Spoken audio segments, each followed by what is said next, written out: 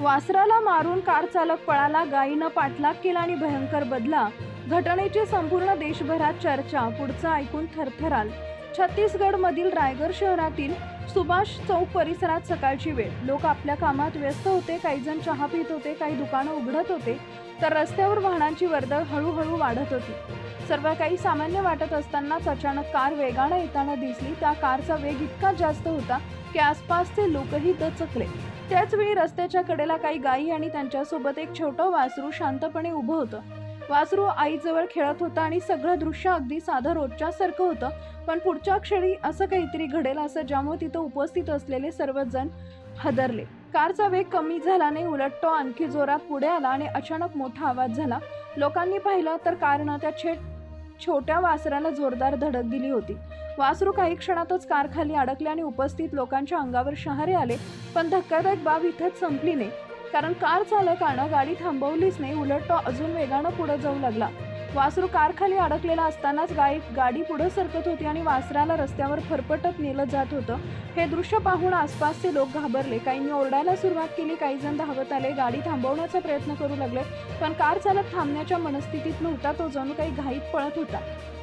याच दरम्यान काहीतरी विचित्र घडू लागलं.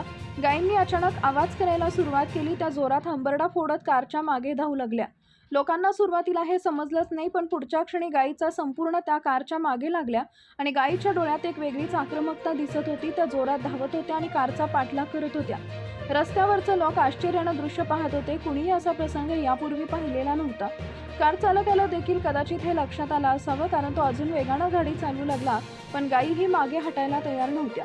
त्या सतत कारच्या मागे धावत राहिल्या. रेल्वे स्टेशन परिसरातून सुरू झालेला हा पाठलाग आता सुभाष चौकाच्या दिशेने जात होता. लोकांना काय घडते हे समजत नव्हतं. काही जण थांबून पाहू लागले. दरम्यान गायींचा आवाज आणखी वाढत होता. त्या कारच्या अगदी जवळ येऊ लागल्या. काही गायी कारच्या बाजूने धावत होत्या, तर काही पुढे ते जाण्याचा प्रयत्न करत होत्या. कार चालक घाबरला होता. तो गाडी वेगानं पुढे घेत होता, पण गायींची संख्या वाढत होती.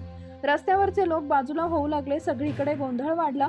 सुभाष चौकाजवळ पोहोचताच परिस्थिती आणखी गंभीर झाली. गायींनी अचानक कारला चहूबाजूंनी घेरलं.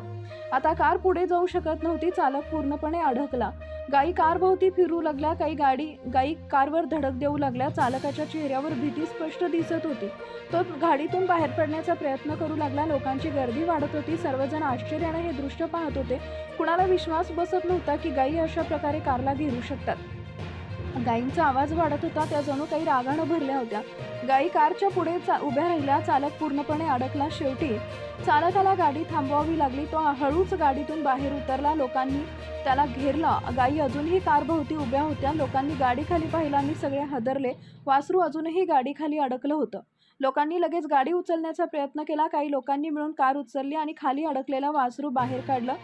जखमी वासरू होतं, पण ते जिवंत होतं. वासरू बाहेर येताच गायींचा आवाज कमी झाला. त्या हळूहळू शांत होऊ लागल्या. आईची गाय वासराजवळ उभी होती. वासरू लंगडत चालू लागलं, पण ते सुरक्षित होतं. लोकांनी सुटकेचा निश्वास सोडला. चालक घाबरला होता. वासराची सुटका झाल्यावर गायी हळूहळू तिथून निघून गेल्या, पण त्यांनी जणू आपलं काम पूर्ण केलं होतं. घटनेनंतर परिसरात याची जोरदार चर्चा सुरू झाली. लोकांनी आश्चर्य व्यक्त केलं. अनेकांनी गायींच्या प्रेमाची आणि धाडसाची चर्चा सुरू केली. कार चालकाच्या निष्काळजीपणाबद्दल संताप व्यक्त करण्यात आला. लोकांनी अशा बेदरकार वाहन चालकावर कठोर कारवाईची मागणी केली. सगळ्यांना वाटत होतं की गायींनी बदला घेतला, पण शेवटी जे समोर आलं ते आणखी थक्क करणारं होतं. गायींनी बदला घेतला नव्हता. त्यांनी फक्त आपल्या वासराचा जीव वाचवण्यासाठी एकत्र येऊन कारचा पाठलाग केला होता आणि त्याच्या या कृतीमुळेच, एकतेमुळेच वासराचा जीव वाचला. हीच खरी गोष्ट होती आणि म्हणूनच ही घटना संपूर्ण देशभरात चर्चेचा विषय ठरली.